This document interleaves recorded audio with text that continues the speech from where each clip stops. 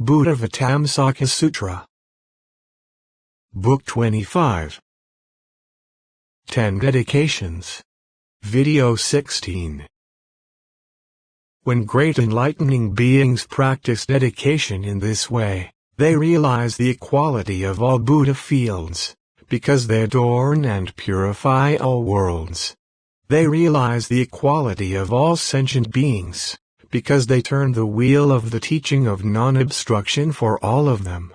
They realize the equality of enlightening beings, because they produce all knowledge and vows. They realize the equality of all Buddhas, because they observe the essence of the Buddhas is non-dual. They realize the equality of all things, because they know the nature of things is invariable. They realize the equality of all worlds, because by means of knowledge of expedients they understand all manners of speaking. They realize the equality of all practices of enlightening beings, because they dedicate all roots of goodness as they plant them. They realize the equality of all times, because they diligently carry out Buddha work at all times, never ceasing.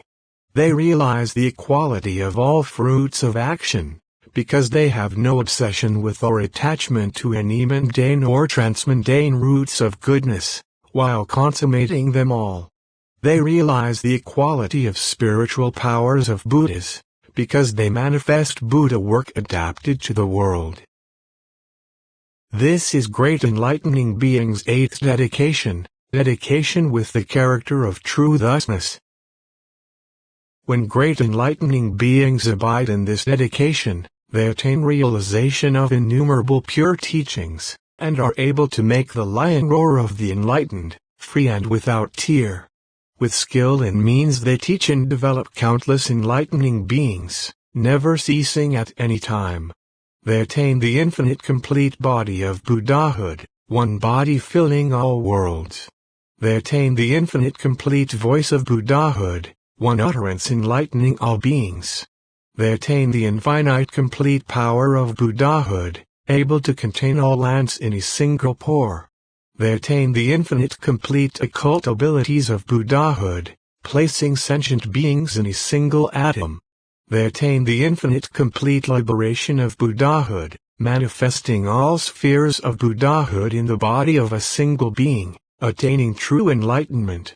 They attain the infinite complete concentration of Buddhahood, able to manifest all concentrations in one concentration.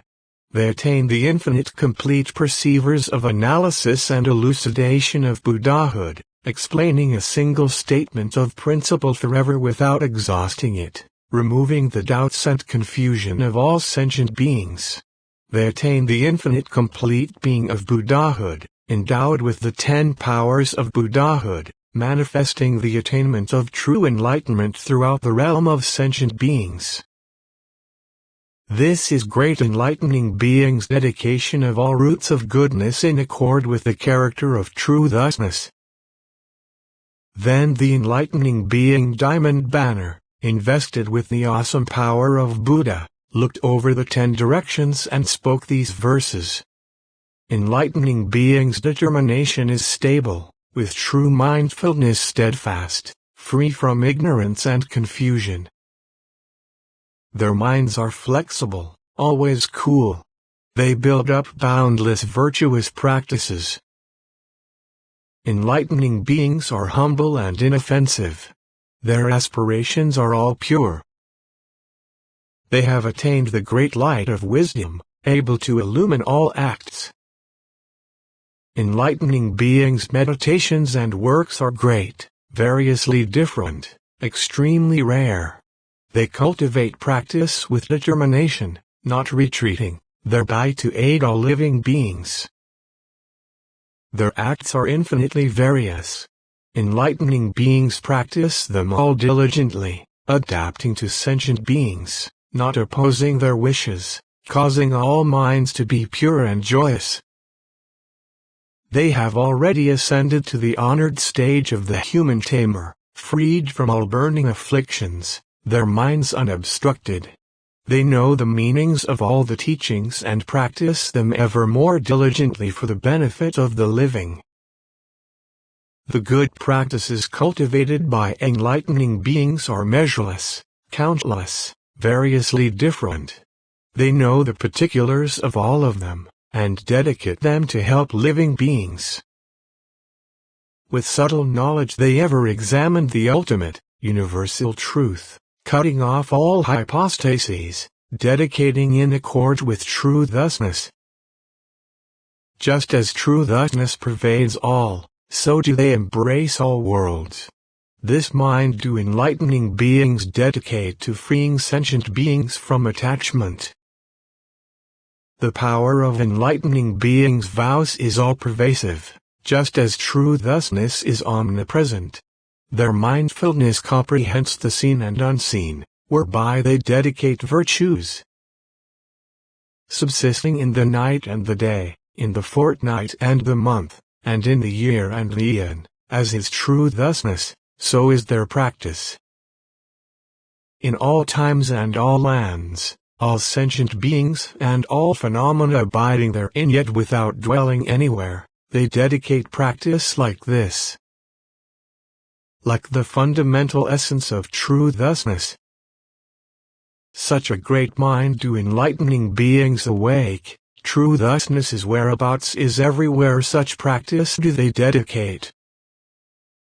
As in the fundamental essence of true thusness there has never been a single thing, ungraspable essence the true essence, such work do they dedicate.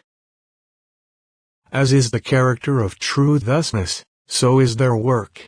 As is the essence of true thusness, so is their work. As the essence of true thusness is basically real, so is their work the same as true thusness.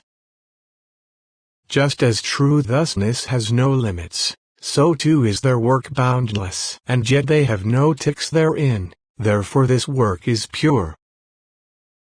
Thus are brilliant true children of Buddha, their will steadfast, unwavering. By their power of knowledge they comprehend well and enter the treasury of Buddha's techniques. Awakening to the true teaching of Buddha, they are not obsessed or bound by it, thus their free mind is unobstructed. They've never seen anything to originate. The acts of the Buddha's reality body, the features of all worlds as they are, the explanation of the signs of things as signless, knowing such characteristics is knowing the teachings. Enlightening beings abide in the inconceivable, in which thought is inexhaustible. Entering this inconceivable realm, thought and non-thought are both silenced. Thus do they contemplate the nature of things, comprehending all distinctions in acts. Obliterating all attachment to self, they abide in virtue, immovable. The fruits of the acts of enlightening beings are all stamped by inexhaustible knowledge. This infinity is inherently null. Therefore inexhaustible expedients vanish. Enlightening beings observe the mind is not outside and also is not found within. They know the nature of mind has no existence, detached from self and things, forever extinct.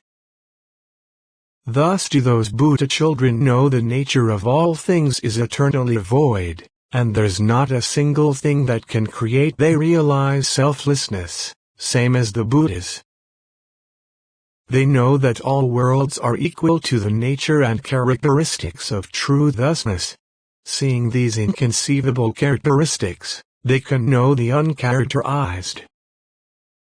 If any abide in this profound truth, always happily cultivating enlightening practices, desiring to aid all living beings, adorned with great vows, unregressing, they then transcend mundane, not creating erroneous concepts of birth and death, comprehending the mind is like a magical production, diligently cultivating practices to liberate sentient beings.